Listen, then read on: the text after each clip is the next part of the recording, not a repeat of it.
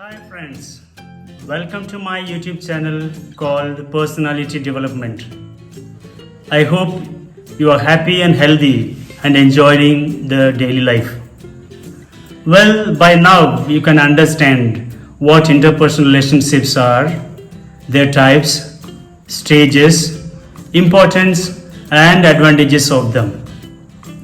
If you have not yet watched my past videos on these topics, the links are given in the description box and in the I button.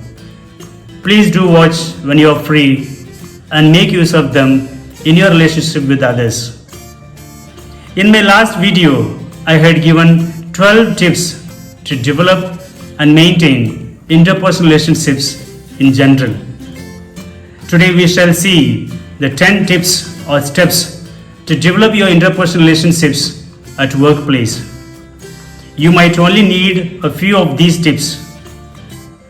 So, identify them and put those you need to work on into practice so that you can achieve good relationship skills. Tip number 1. Create a culture of feedback.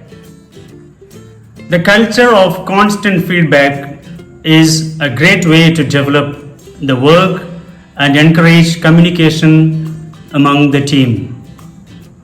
By providing and asking for feedback, you demonstrate an interest in a relationship with your co-workers. Providing feedback shows them that you want to help, and asking for it shows that their opinion is important to you. This is a win-win situation, isn't it? Tip number 2. Learn how to deal with differences. A lot of countries have an ethnically diverse population and also people with different personalities. Everything changes from person to person. And this is great because diversity makes the workplace a better, more innovative and a creative place. We might not be used to coexisting with people who are very different from us, but we can work on it. In order to get along better with your co-workers, you need to be willing to open up your mind and learn how to coexist with diversity. This will help you have a good interpersonal relationships and make your daily life better. In addition, you will also realize that you can learn a lot from the experiences of people who are different from you, which is great for the development of your cognitive intelligence. Tip number 3. Be resilient. Resilience in the professional sense means knowing how to adapt to daily changes and adversities. In other words, in order to have a better relationships at work, it is also necessary to be flexible when something goes wrong. For example, a typical situation is when you throw yourself into a project that needs to be approved by a team, and after its approval, an adverse situation occurs and they ask you to do it over again. You feel like shouting at everyone, but this is where resilience comes in. With a little patience mixed with the wisdom of trying to understand what happened and talking to the team in order to find a group solution. It's not easy, but with a lot of practice and willpower, it will come naturally. Oh, don't confuse resilience with the acceptance of anything thrown at you, including injustices. This is another issue. Therefore, the wisdom of trying to understand why the adversity occurs is a key point of resilience. Tip number 4. Ask for the help and be helpful. It might sound silly, but asking for help strengthens workplace relationships.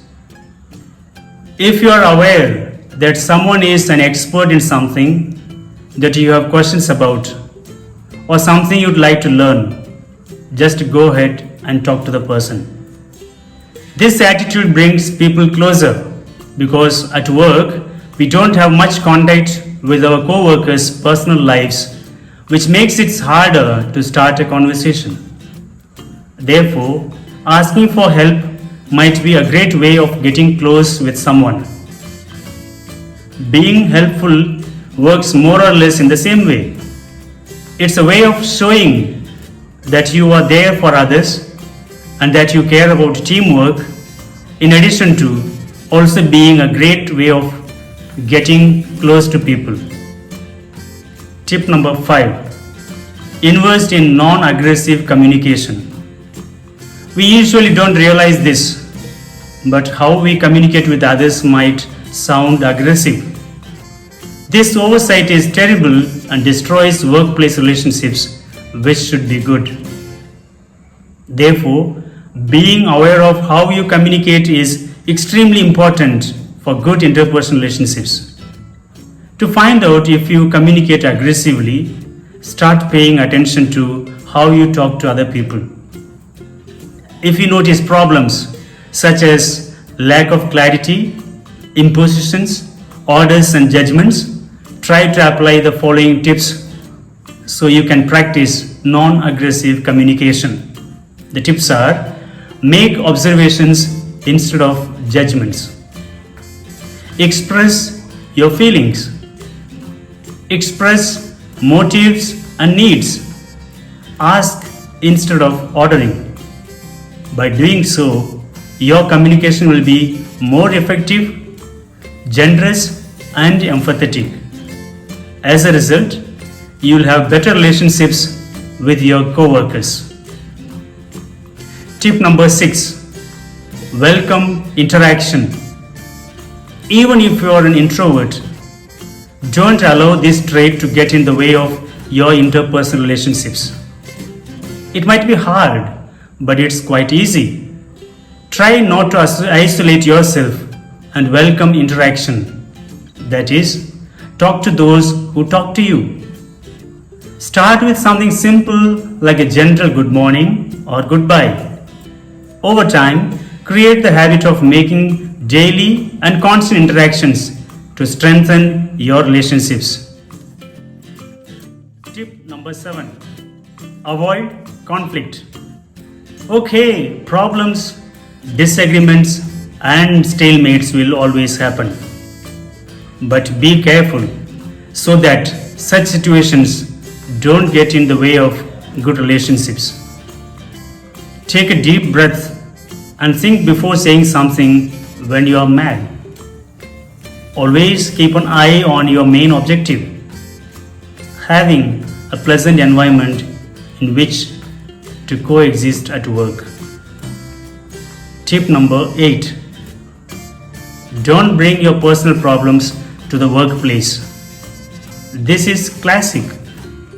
We all go through struggles, don't we? Ideally, you shouldn't allow problems unrelated to work affect your professional relationships. Therefore, don't bring your personal problems to the workplace so you don't take them out on others who have nothing to do with them. If you need so, take the day off or let your co-workers know that you're having a bad day. Tip number 9. Learn how to forgive. Even if a conflict already exists, there is a way out. Forgiveness is the path to re-establish relationships and demonstrate that you fight for a good existence in the workplace. So, know when to forgive and to ask for forgiveness in the name of good interpersonal relationships. And the last tip number 10, know yourself. Finally, but not less important, we have self-knowledge, which is a very important step in knowing how to create good relationships. Here we talked about interpersonal relationships, but as important is intrapersonal relationship, which means knowing oneself. Your relationship with others is part of what you are. Therefore, it's only fair that you develop your self knowledge in order to improve your external relationships. While we are on the subject, one way of achieving self knowledge is through self assessment. So, friends, I hope that these 10 tips can help you for good and positive interpersonal relationships in your workplace. Please give your valuable comments. Do subscribe to this channel and press the bell icon for the notifications of the future videos. Thank you. Wish you all the best.